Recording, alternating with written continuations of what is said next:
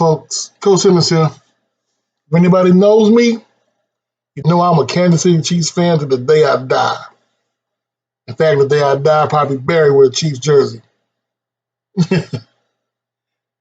Well, this is a story that came out a couple days ago. I was very cautious in reporting it because I wanted to have more information. So it's about Eric Bieniemy. You know, this man is never getting a head coaching job in the NFL, it seems. But according to Sportsnet, once again, this is according to them, Matt Johnson article. He worked with Andy Reid since 2013. Respected play caller's contract expired. We do know the Chiefs are going to give him a one-year contract extension. So the question is, could we see Eric Bieniemy as a college coach? That's the question.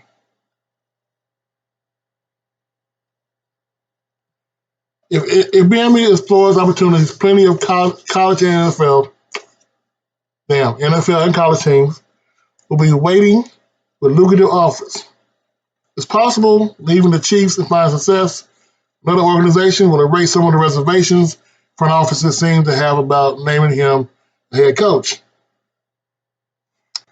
It's worth noting, class action suit filed by Brian Flores used NFL's teams passing on Bieniemy to hire coaches with worse resumes as an example of the NFL's broken hiring process. If he decides to lead the NFL coaching for a year, he could provide even more credibility to the suit filed against the league.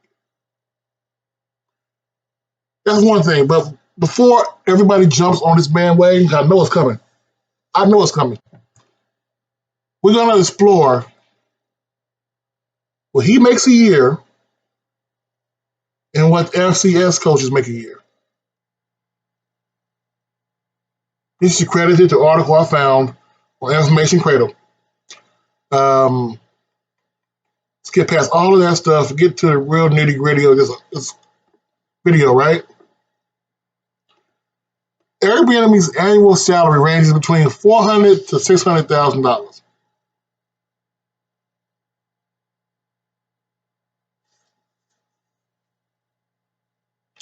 $400,000 to $600,000 annually as the offensive coordinator for the Kansas City Chiefs.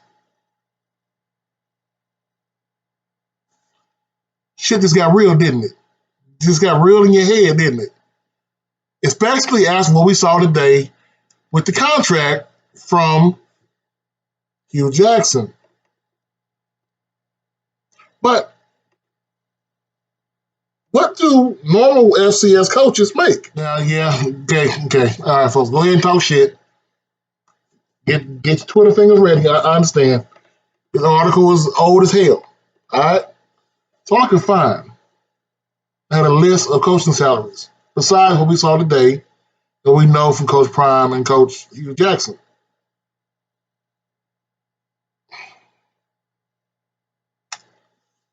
Looks like that's pretty much on par. Bo Pelini made $200,000 from Youngstown. Broderick Favre from Grambling State, $185,000. James Madison, $300,000 his first year. So the question, $400,000 is not that bad of a budget, right? It's kind of on the high end, but around $300,000 to $400,000 is on average. The question is, would it be worth it to pay that to a coach for 2 to 3 years to come down to an HBCU and completely wreck shop? I know you're saying, but coach, what school are you going to put him at, right? The man has kids. The man has a wife. They've been living in Kansas City for the last 8 years, 9 years. I have an answer. Yeah, folks. I really do think UAPB is that sleeping giant. I've been saying this for a long time.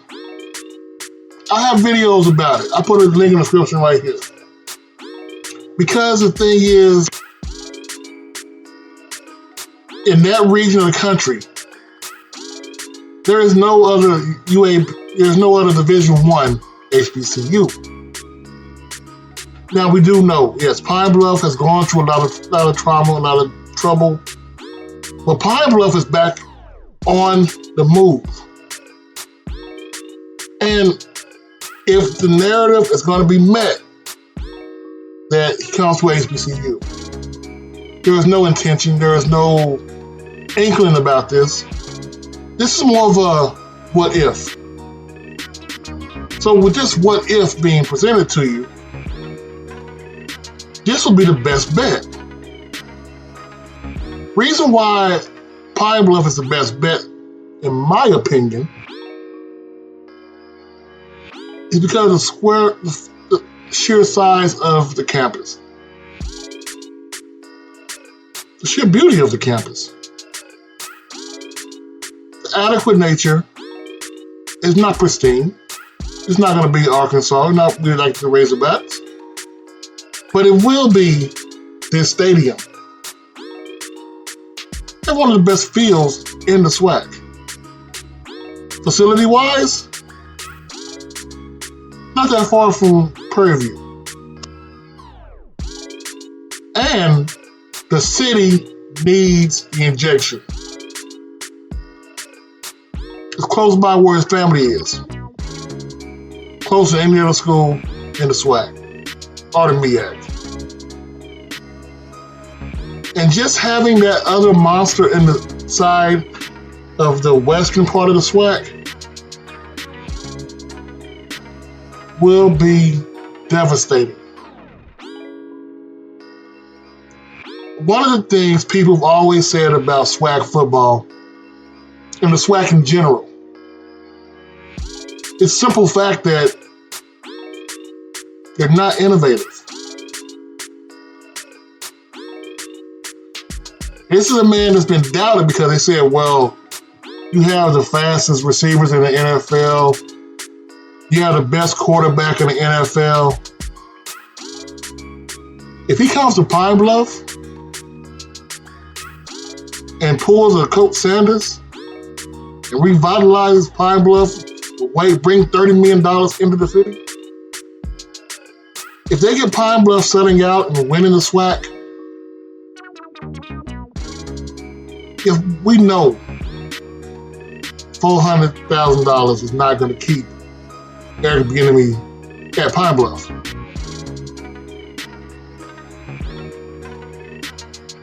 But $400,000 will be enough to get him there. Coach Simmons,